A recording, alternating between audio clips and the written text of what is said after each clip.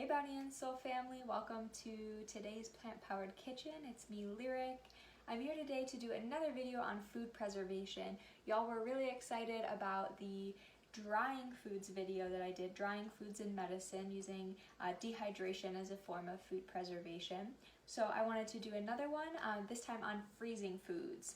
Freezing foods is a great way to reduce your food waste, and it's a great way to preserve local and in-season foods to eat later on in, say, the winter time.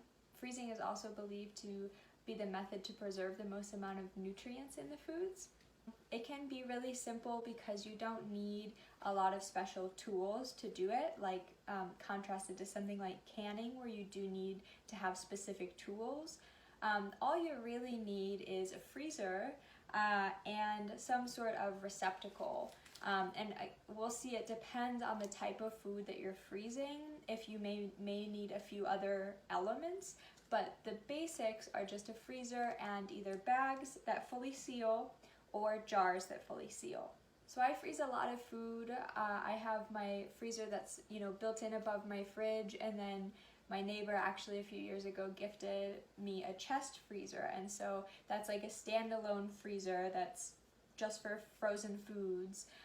So I have that as well, which is really wonderful, and I would definitely recommend, if you have the space and the capacity, you can find them fairly affordable secondhand, to invest in a chest freezer if you get serious about preserving food for yourself, because it's a way to store a lot of food for a longer period of time.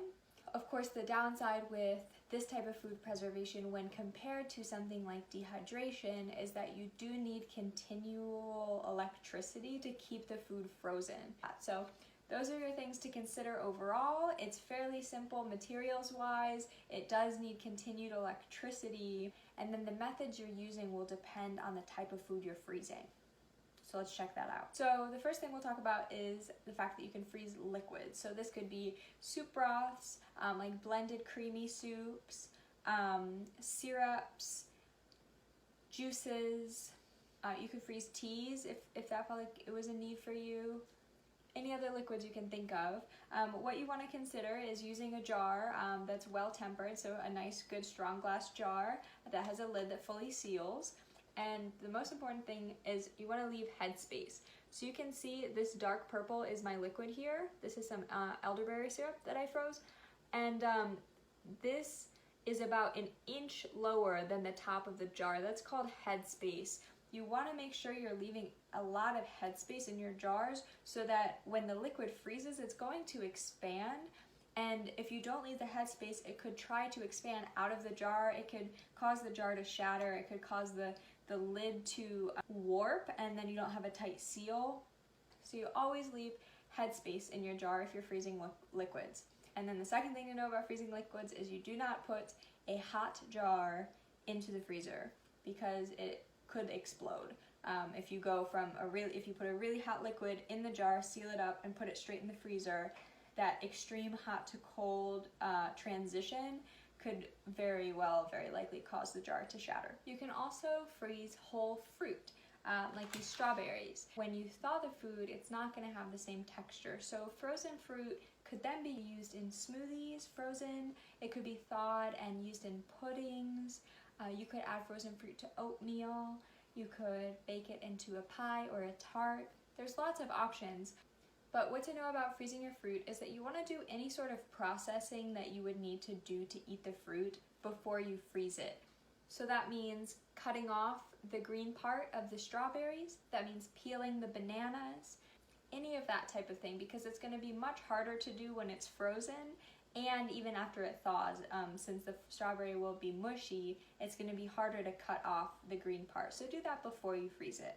And a great trick when freezing fruit or certain vegetables, and we'll look at vegetables in a minute, but when freezing fruit, it's a great trick to lay it all out on a baking sheet and freeze it like that individually before putting it in your bag or jar, like this. So I cut off the greens of the strawberries, I laid them out on this baking tray, and then I can put this into my freezer and wait until the strawberries freeze, which will take several hours, if not overnight. Depends on the fruit and how thick it's cut. These are like fairly big. And after they're fully frozen, I can put them all into the same bag or into a jar.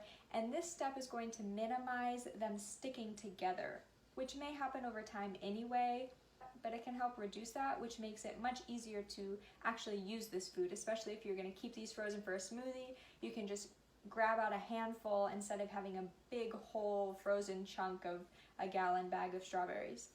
You can also freeze whole meals. I don't have any examples of this right now in my freezer, but a lot of meals will freeze and thaw really well. And this can be a really great way to ensure that leftovers aren't going to waste. And this will work best with things like soups that are already soft. So if you're following a recipe online, a lot of those will have instructions for whether or not they freeze well. Generally, you'll want to cook the food first before freezing it. And we'll look at why that's important in a minute when we talk about blanching. Another fun tip for freezing is to first freeze liquids or semi-liquid sauces into an ice cube tray. So you can see I've been just eating some of this, but this is pesto that I harvested a bunch of ingredients from my garden. I made a big batch of pesto and I froze it all in ice cube trays.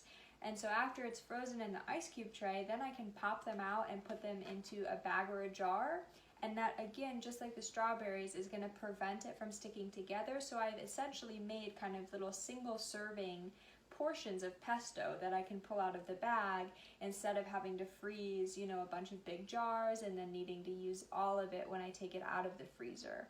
So this could also work for like cough syrups, curry sauces, tomato sauces, pesto of course. So it's a cool trick. And now we'll talk about blanching. A lot of vegetables need to be blanched before they're frozen.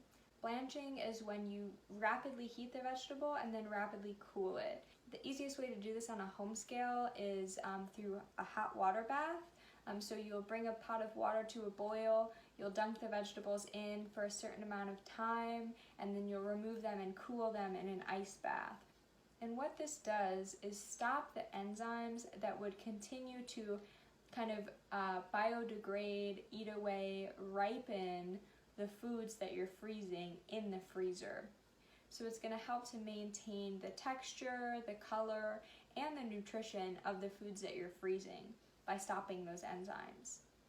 Blanching can be tricky because different foods require different blanching times. So I've linked a chart in the description of this video by the National Center for Home Food Preservation, which is a great resource in general if you get into home food preservation.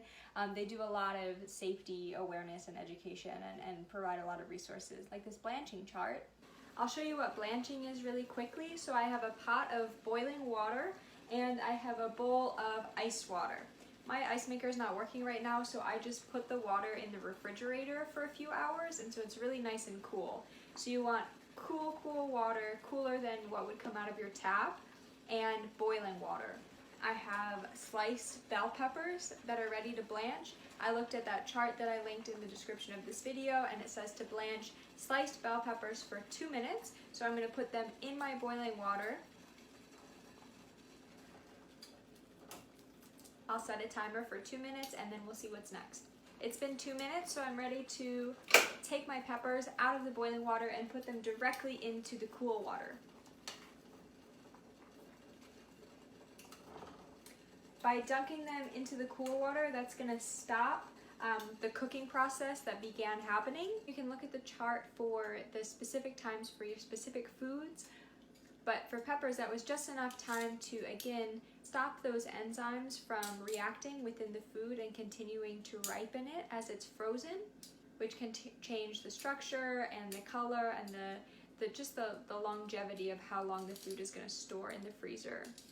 Once these peppers are nice and cool, I can shake dry them out and lay them out flat on a baking tray, just like we saw with the strawberries, freeze them, and then put them in a bag or a jar. And the last tip I have for you around freezing food is to stay organized. That means labeling your bags and jars with what the food is, sour cherries, and when it was put in, June 2020. You may think you will remember what is in your jars and bags.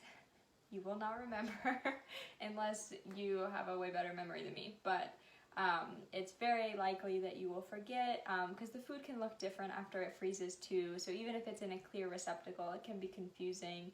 Always label your receptacles, and the date is really important too, because things can get lost in there for years, right? And then a system that I do in my house that may be helpful for you is to actually keep an inventory list on my freezer door, on the outside of my freezer. And so every time I take something out, I cross it off the list, I know it's no longer in there. Likewise, every time something goes into the freezer, I write it on the list, and that way I can kind of keep track instead of losing things for years and not being sure what I have on hand. So I hope this video was helpful. I can't wait to see what types of food you freeze. Feel free to reach out if you have comments or questions.